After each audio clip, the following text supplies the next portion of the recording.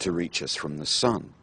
But Herschel's telescopes allowed him to see much further away than that, to galaxies unimaginably distant. And when Herschel did the calculations, he realized that light must have taken millions of years to reach his reflectors from those distant galaxies. So Herschel's telescopes were like time machines. They were devices that allowed him to travel backwards in time to the immense vastnesses of space.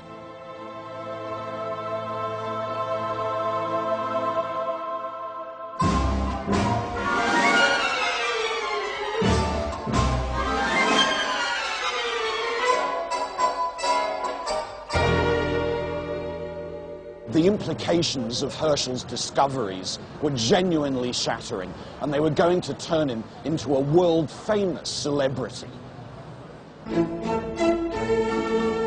Actors took to the stage in London's West End to tell an enthralled public about William Herschel's findings.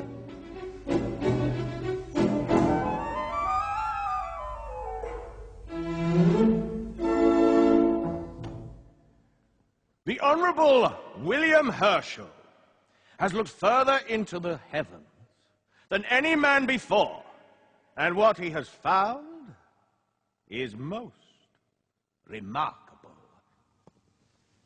It might seem extraordinary to us that William Herschel's astronomy became a theatrical event, but that's just what happened. People flocked to the West End in droves, to theatres like this, to be shown what it was that Herschel was saying about the universe. And it made him a media star, a personality, the most famous astronomer in Europe. Having seen so many stars through his excellent telescopes, Mr. Herschel has charted the entire Milky Way, enlarging the universe many times over. Now, traditionally, the world had been understood as limited to the solar system, but for Herschel, the solar system was just one of many systems inside a vast Milky Way. The size of the universe had been expanded enormously. Herschel realized that as he looked through a vastly sized universe, he was also looking through a vastly old universe.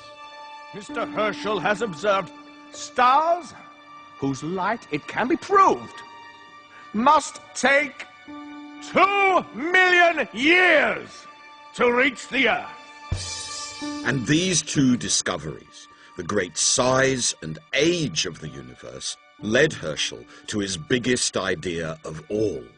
He believes that just as befits a dog or a tree, a star must be born, grow, and die. Not only did Herschel believe that the universe was enormous and bounded, but he also believed, which was even more dramatic, that it was in many ways alive. As you looked through his telescope out into space, you were like a botanist, a naturalist, looking backwards over the whole life cycle of an immensely old and unimaginably old plant. So as he looked through his telescopes back in time, he could see the universe and its contents in various stages of development. The occupants of the universe, the stars, the nebulae, and the planets themselves had life cycles just like animals. They would come into being and pass away. And the key, he thought, to these life cycles of the stars was light itself. He has determined stars in the firmament grow from light.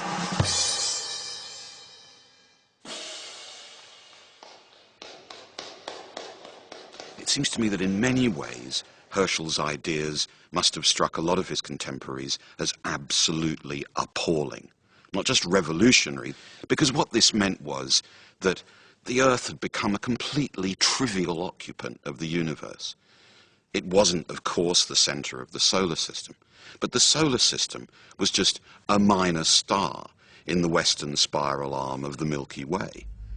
And within the Milky Way, within the universe, there were uncountably many nebulae, each of them vast numbers of stars.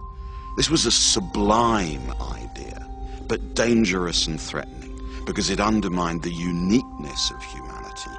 It made the universe perhaps a larger and older, but also in a way more threatening place for humanity to live.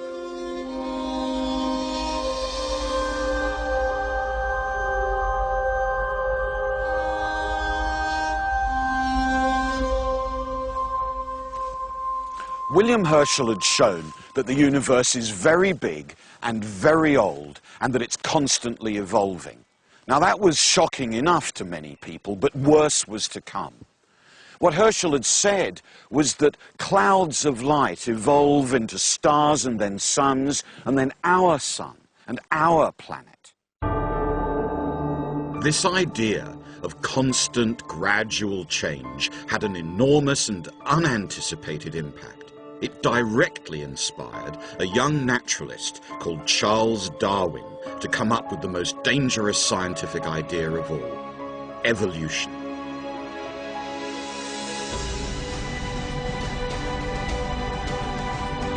In the early decades of the 19th century, evolution became thinkable. It became possible to imagine that there was a natural, law-like story telling how the great diversity of life had emerged on our planet without creation, without miracles, effectively without God. And then in 1859, Charles Darwin printed this book, On the Origin of Species by Natural Selection. The boldest attempt yet to replace creationism with something more natural and law-like. Now, there were those who were seduced by